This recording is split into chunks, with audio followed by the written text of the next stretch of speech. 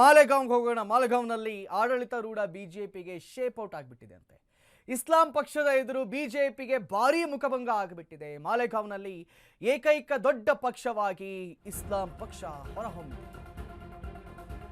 ಮಾಲೆಗಾಂವ್ನಲ್ಲಿ ಆಡಳಿತಾರೂಢ ಬಿಜೆಪಿಗೆ shape out ಆಗಿಬಿಟ್ಟಿದೆ. ಬಿಜೆಪಿಗೆ ಭಾರೀ ಮುಖಭಂಗ ಆಯ್ತಂತೆ.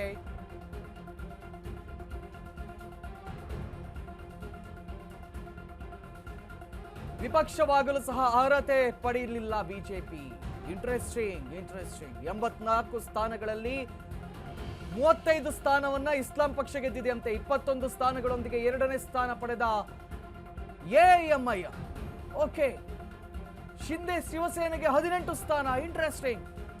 ಸಮಾಜವಾದಿ ಪಕ್ಷಕ್ಕೆ 5 ಸ್ಥಾನ. ಬಿಜೆಪಿ ಎಲ್ಲಿದೆ ಹಂಗಾದ್ರೆ? 3 ಕಡೆ ಕಾಂಗ್ರೆಸ್ ಗೆಲುವು. Okay, what next?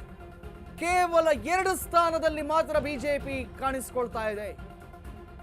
ಮಾಲೆಗಾಂವ್ ಮುಸ್ಲಿಂ ಬಾಹುಳ್ಯದ ನಗರ ಎಂಬುದು ಗಮನಾರ್ಹವಾಗಿರುವಂಥದ್ದು. ನೋಡಿ, 2 ದಿನ ಆಯ್ತಷ್ಟೇ. 2 ದಿನ ಆಯ್ತು ಎಲೆಕ್ಷನ್ ನಡೆದು. ಆ ಎಲೆಕ್ಷನ್ಗೂ ಈ ಎಲೆಕ್ಷನ್ಗೂ ತದ್ವಿರುದ್ಧದ ರಿಸಲ್ಟ್ ನಾವಿಲ್ಲಿ ಕಾಣಿಸ್ತಾ ಇದ್ದೀವಿ. ಮುಂಬೈ ಮಹಾನಗರ ಪಾಲಿಕೆ ಎಲೆಕ್ಷನ್ ಆಗಿರಬಹುದು ಅಥವಾ ಮಹಾರಾಷ್ಟ್ರದ ಮಹಾನಗರ ಪಾಲಿಕೆಗಳ ಎಲೆಕ್ಷನ್ ನಲ್ಲಿ ಗೆದ್ದು ಬೀಗಿದ್ದಂತ ಬಿಜೆಪಿಗೆ ಸಂಪೂರ್ಣವಾಗಿ ಮುಖಭಂಗ ಆಗಿದೆ. ಮೊದಲನೇ ಸ್ಥಾನದಲ್ಲಿ ಇಸ್ಲಾಂ ಪಕ್ಷ, 2ನೇ ಸ್ಥಾನದಲ್ಲಿ ಎಐಎಂಐಎಂ ಪಕ್ಷ, 3ನೇ ಸ್ಥಾನದಲ್ಲಿ ಶಿವಸೇನೆ, 4ನೇ ಸ್ಥಾನದಲ್ಲಿ ಕಾಂಗ್ರೆಸ್ ಆದ ನಂತರ ಬಿಜೆಪಿ. ಸೊ ಈ ರಾಜಕೀಯ ಪಡಸಾಲೆ ಅಂತ ಹೇಳಿದ್ರೆ ಹಿಂಗೇನೆ. ಅದರಲ್ಲಿ ಯಾವಾಗ ಏನಾಗುತ್ತೆ, ಎಲ್ಲಿ ಯಾವಾಗ ಯಾರು ಉರುಳಿ ಬೀಳ್ತಾರೆ, ಯಾರು ಎದ್ದು ಕೂತ್ಕೊಳ್ತಾರೆ, ಯಾರು ಸಿಂಹಾಸನ ಹೇಳ್ತಾರೆ, ಇದು ಯಾವುದನ್ನು ಕೂಡ ಗೆಸ್ ಮಾಡೋಕ್ಕಾಗಲ್ಲ. ಬಟ್ ಎನಿವೇ, ಅಲ್ಲಿರುವಂಥ ಗೌರವ ಪ್ರದೇಶ ಏನಿದೆ ಅದೆಲ್ಲವೂ ಕೂಡ ಮುಸ್ಲಿಂ ಬಾಹುಳ್ಯದ ಪ್ರದೇಶ. ಮಾಲೆಗಾಂವ್ ಮತ್ತು ಅದರ ಆಸುಪಾಸು.